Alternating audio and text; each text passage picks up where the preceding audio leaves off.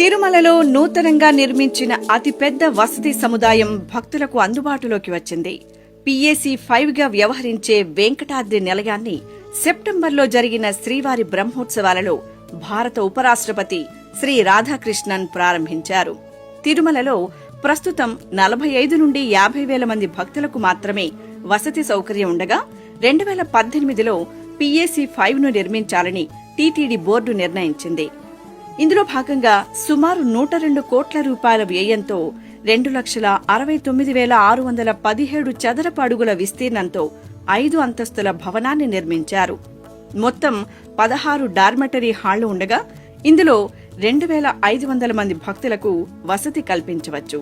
భక్తుల సౌకర్యార్థం 216 టాయిలెట్లు, 216 స్నానపు గదులు, 2,500 లాకర్లను ఏర్పాటు చేశారు. మినీ కళ్యాణకట్ట, ఉచిత అన్నప్రసాద కేంద్రం కూడా భక్తులకు అందుబాటులో ఉన్నాయి.